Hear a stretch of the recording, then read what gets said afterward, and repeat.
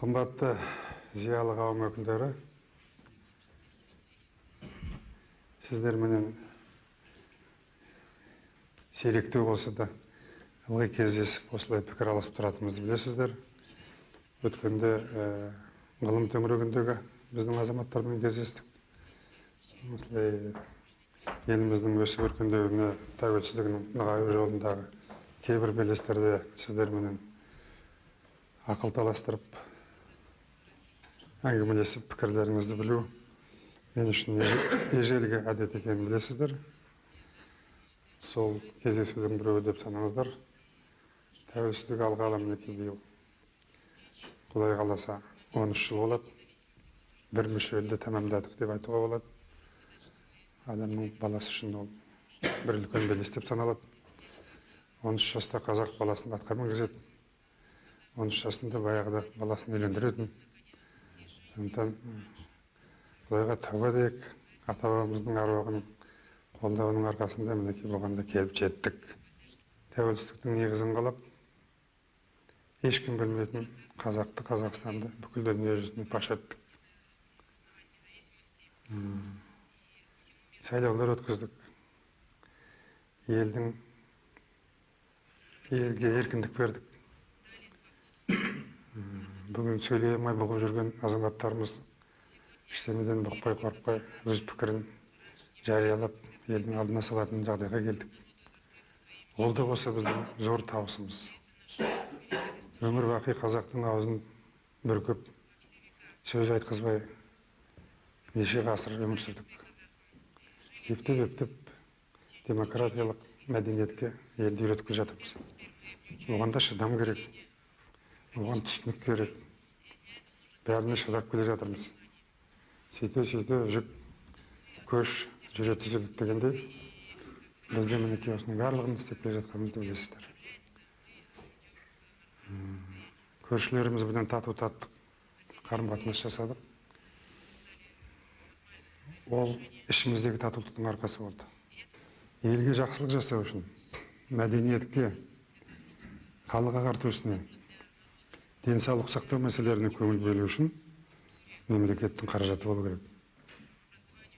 Сондықтан менің принципім болды, ең алдымен экономика, одан кейін саясат. Екінші әңгімелесейін дегенім, жалпы сұрақтарыңызда болар, пікір алысармыз біріміз. Ол мына мәдени мұра деген бағдарламаға мен қол қойдым. Бұрын соңды Совет одағында да болып көрмеген мәселе, биылдың өзінде 2,5 миллиард теңге ақша бөлініп отыр, жылдан жылға көбейе береді. Міне бастауын осы мәселелерден бастап, ары қарай басқасын жай әңгімемен, пікірталасумен өткізе берерміз деп ойлаймын.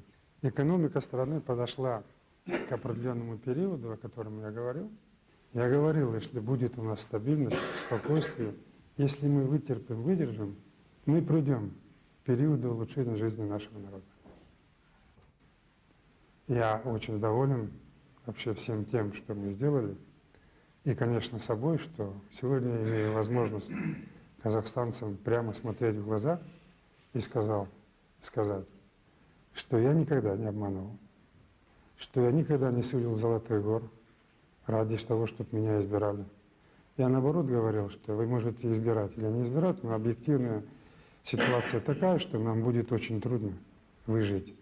Пока я не знаю, как это сделать, но я стараюсь собрать людей, знающих, учиться у других и повести страну к процветанию, к улучшению жизни. И вот, осуществив самые быстрые в мире реформы, явно улучшив жизнь народа, накопив возможности, мы полностью сейчас встали на путь опережающего исполнения стратегии развития Казахстана. Мы начали заниматься индустрией. Индустриализация означает диверсификацию экономики от зависимости только от наших недр и сырья на обрабатывающую промышленность. Вот наше будущее. Только в этом году Казахстан введет 243 предприятия на $700 миллионов. Вот я вам рассказал коротко 3 стратегических планов наших, осуществление которых в 2015 году приведет к росту нашей экономики в 3–3,5 раза.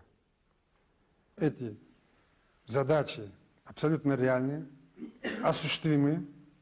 Мы это с Божьей помощью сделаем, Құдай қолдаса, при одном только условии, что будет Казахстан развиваться стабильно, внутри будет спокойно, и все вопросы экономики, политики будем решать постепенно. Алматы гүлденіп келе жатыр. Астана тіпті керемет әдемі қала болды. Ал енді біреудің кемшілігін көріп, біреудің қиындығын көріп, қасіретін көріп, өзі мақтануға болмайтын шығар дегенмен салыстырып барып көресіз ғой. Жазушылар одағы тұтас қалпында қалды. Жаңағы саяси дүрбелеңнен кейін бізбен уақыт тауып кездесіп отырғаныңызға көп рахмет дейміз. Алдымен біздің көптен күткеніміз осы мәдени мұра болатын.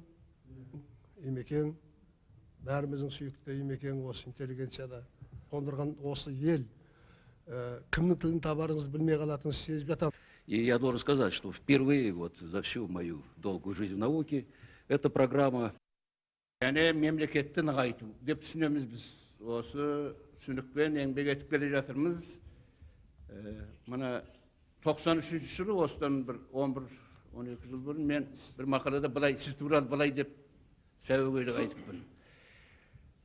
Қазақ халқы тарихта талай асулардан асты, талай тығырықтан шықты. Сын сағаттарда қазақ елін ұлы қандар басқарды, солар алып шықты тығырықты. Сол арқылы ұлы қандар туралы Қасым салған қасқа жол, есім салған ескі жол деген сөз қалды, ұлығатты сөздер қалды. Егер қазақтың тұңғыш президенті Қазақстан атты кемені ешбір жартасқа соқтырмай, тәуелсіздік деген жағалауға аман есен алып шықса, бұл кісінің артында да нұрлы жол деген сөз қалады деппін. Енді біздің мінезіміз әрқилы. Кейбір проблемалардың төңірегінде дауласып жатамыз. Бірақ біз үлкен мүдде төңірегінде, ұлттық мүдде төңірегінде, елдік мүдде төңірегінде бірігіп кетеміз. Я предлагаю проводить наши встречи чаще, как минимум раз в квартал. Мы, кстати, ехали сегодня вместе с Абишем Кекельбаевым, вспоминали Национальный совет по государственной политике, и как мы напрямую с вами тогда разговаривали.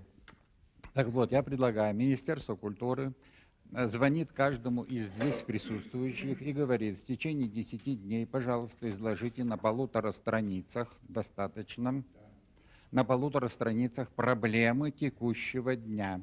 В самых поворотных моментах этих сложных, драматических 13 лет вы все были всегда со мной. Да, говорили, критиковали, а как без этого? И за это спасибо, потому что это дало нам силу подумать по-другому. Но в основном вы объединяли, интеллигенция всегда объединяет нацию, народ. Интеллигенция всегда с чаяниями народа.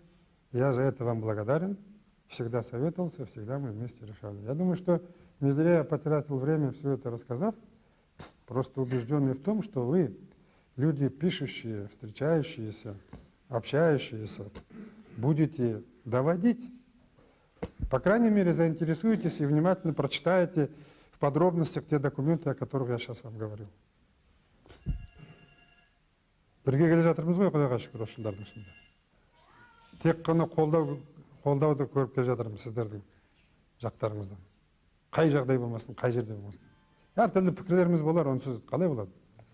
Құдайдың берген бізге қазағы осы, енді басқа қазақ жоқ қой енді. Аман болсын осы қазағымыз. Осының төңірегінде осы елдің басын қосып, жік-жікке салмай қалай жүреміз деп келе жатырмыз ғой.